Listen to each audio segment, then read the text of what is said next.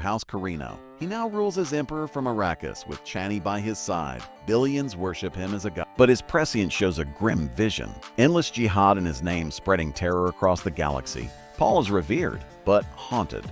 The cost of peace, Paul's Fremen warriors have crushed all resistance. He has ended galactic slavery and united the Landsraad under fear. But the Chom Corporation and Spacing Guild resent his power. Meanwhile, Jessica has returned to Caladan to build a Bene Gesserit school. Paul is more isolated than ever. Even Aelia senses the tension. The conspiracy forms a secret alliance to topple Paul. The Bene Gesserit, the Spacing Guild, the Tleilaxu, masters of genetic engineering, Irulan, Paul's political wife, still childless, they devise a slow, elegant plan not to kill Paul, but to undermine his legacy. The weapon? Hate, a Gola of Duncan, Idaho. Chani's fierce Chani suspects that Irulan is drugging her to prevent pregnancy. She confronts Paul, who remains politically silent. Chani begs him to leave Arrakis and start over elsewhere. Paul admits he cannot. His prescience locks him to this future. "You chose this," she says.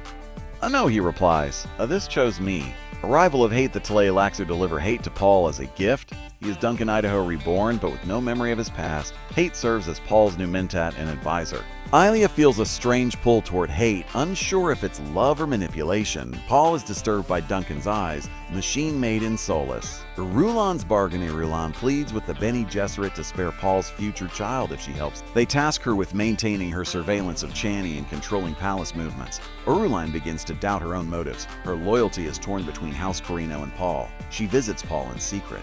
"I would have loved you," she whispers. "You never knew me," he replies. The blind oracle Paul begins to lose his eyesight in the physical world, but sees more clearly through his prescience. Fremen call him a living oracle. Others call him cursed. His enemies cannot assassinate him.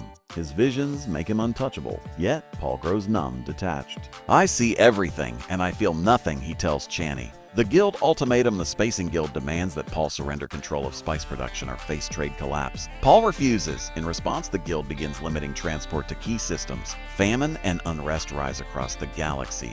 Paul tells Stilgore, "They don't need to kill me, they just need to wait for me to break." Chani's pregnancy. Chani escapes Irulan's sabotage and becomes pregnant at last, with twins.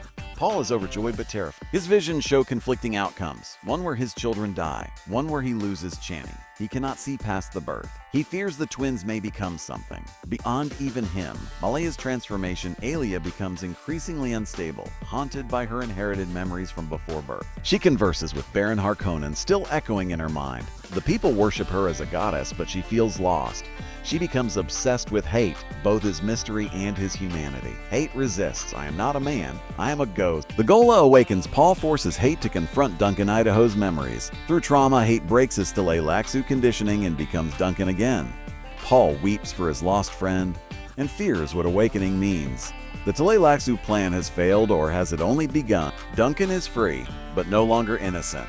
The assassination attempt. A palace servant, brainwashed by the Tleilaxu, detonates an explosion meant for Paul. He survives, but is permanently blinded. Now truly blind, Paul walks using his prescient sight alone. Fremen declare him Shai-Hulud's prophet made flesh, but Paul knows he is walking on fate's razor edge. The birth of the twins. Chani gives birth to Leto II and Ganima, but dies in the process. Paul is shattered. The twins are born with full memory and awareness, preborn like Aelia.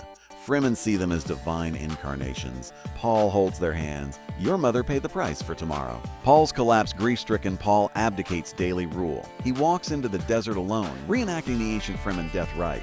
"Even prescience cannot stop destiny," he says. He vanishes into the sands. Aelia becomes regent in his place. The new order. Aelia rules in Paul's name, her mind unraveling further. The Bene Gesserit attempt to influence her, but she sees through them. Duncan remains at her side, trying to guide her. Irulan becomes guardian to the twins, slowly gaining Paul's posthumous respect. The jihad ends, but the Empire trembles. The Tleilaxu scheme unfolds. The Tleilaxu reveal that hate's awakening was just step one of a larger plan.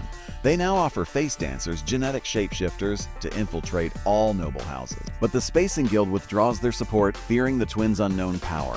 A cold war of shadow manipulation begins anew. The Golden Path begins. Leto II and Ganima reveal they have inherited Paul's visions, and more.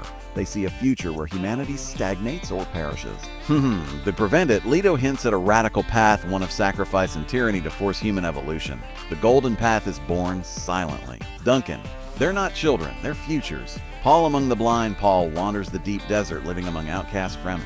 They know him only as the preacher, a blind man who speaks with fire. Rumors say he visits cities at night, preaching against godhood. His legacy spreads beyond imperial propaganda. Even in exile, he shapes the world. Final choice, the preacher returns to Arrakeen during a religious festival. He denounces Alia's divinity. In panic, her guards kill him, but the people recognize him in death. Muad'Dib has returned to judge them. His body is never found. Only a single worm trail remains where he stood. Epilogue: the age of the twins Leto, C, and Ganima stand at Chani's grave. Leto whispers, "I'll become the tyrant so no one else must." Ganima, "and I'll remember the man he was." The camera pans upward to stars shifting, prescience fracturing. Kroon is no longer prophecy, it is choice.